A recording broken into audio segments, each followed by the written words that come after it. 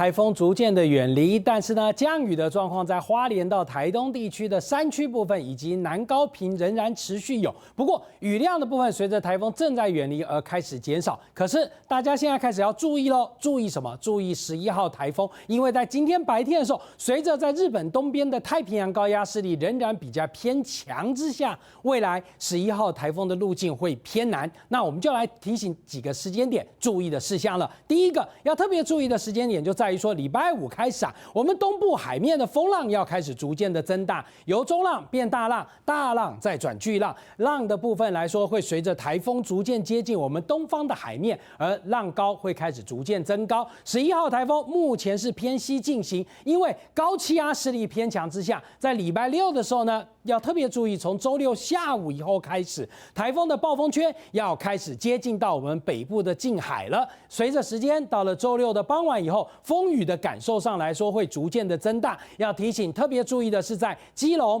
台北、新北、宜兰还有包含桃园、新竹这几个地方的朋友，因为台风路径如果在明天一整天当中仍然是偏南走的话，那相对的风雨区的部分也就会在这几个地方会进入台风的暴风影响的范围之内，所以要特别注意哦。11号台风增强的幅度来说并没有非常的大，可是呢，整个台风的中心的位置有可能会在我们台湾的北部海面，甚至有可能接近到我们北部的陆地。所以呢，观察时间点就在礼拜五的一整天当中，台风整个有没有偏转的角度上来？如果太平洋高压仍然偏强的话，要特别注意的时间点就在星期天的清晨的时候，因为在星期天的清晨的时候呢，台风的中心就有可能在北部的陆地接近。近海通过，甚至是登陆哦。所以呢，在北部的朋友要特别严防，就是风雨的感受上，在周日的清晨要天亮之前的时候明显。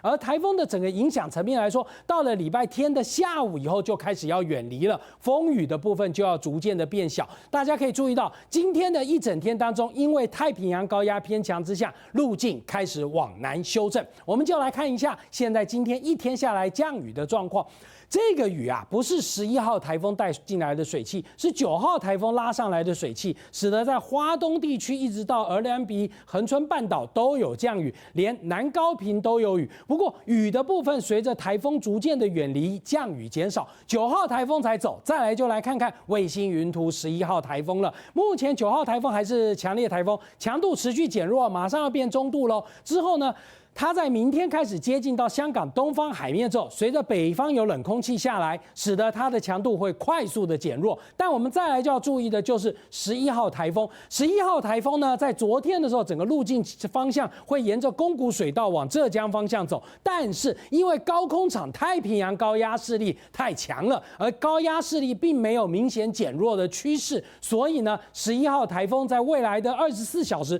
就是重要的观察点。如果仍然持续像今天一样偏西行的话，那台风的中心就有可能会接近到我们台湾北部的近海，甚至有可能到宜兰或花莲之间有登陆的机会哦。那我们就先来看看现在目前太平洋面上的几个系统。一个12号台风未来会往日本南方的海面走，而目前来看，大约到达9月3号到9月4号的时候，随着这里的温度场的下降，12号台风的强度约在这个地区来说就会减弱，有可能也变成一个热低压。但是呢，11号台风的走向来说，随着整个太平洋高压目前是偏强的状况，所以可以看到路径的走法来说，已经明显的往南修正了。而且以时间点来看，从礼拜六到礼拜天这24个小时的时间，刚好就是从我们台湾北部的近海通过，甚至有可能再往南修正些，会从我们台湾的东北角登陆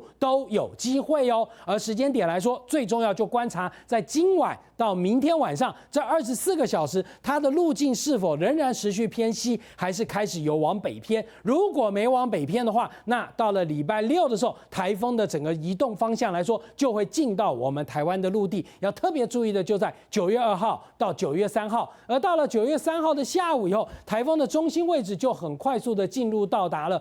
福建了。而9号台风呢会往香港方向移动，你要特别注意哦，6日前往香港的朋友，台风会影响哦。接着我们就把这张图来放大看一下，再来整个11号台风的走向，在今天的晚上一直到达明天一整天当中，就要看看这个路径有没有开始往北偏。太平洋高压目前看来势力是偏强，所以往西偏的趋势来说相对的明显。在周五这一整天如果持续西偏的话，甚至到了礼拜6的这一天当中的时候，你可以看到导引流非常明显，速度变得比较快。在礼拜6的晚上的时候，暴风圈的边缘大概在周6下午开始就要逐渐的接触到我们的陆地，甚至中心有可能更再往南偏一些。也就是说，在礼拜天的清晨的时候，暴风圈不止接近之下，连台风的中心都有可能在北部的陆地登陆。所以呢，要特别注意的就是这个周休假期会受到11号台风明显的影响，尤其在这基隆、宜兰、台北、新北以及包含了桃园、新竹这几个地方的朋友要注意，这个台风的强度会增强为中度台风，但是呢，它的大约在中度下限左右，因为整个附近的环境场并不是利于它的整个快速发展，所以呢，移动速度快，相对增长速度变慢。那但是呢，到了礼拜天的下午以后，就要开始接近马祖。马祖的朋友在周日下午风雨大，就要特别的注意。礼拜天晚上台风远离了，天气就开始好转。我们再来看看今天晚上到明天的温度。明天礼拜5中午还是仍然闷热的天气，南部地区时而有点短暂雨，东半部地区多云时晴，但是外岛地区倒是受到了9号台影响，云层多，有降雨的状况。小叮咛2件事情要提醒：中午的天气闷热，户外活动记得要多喝水。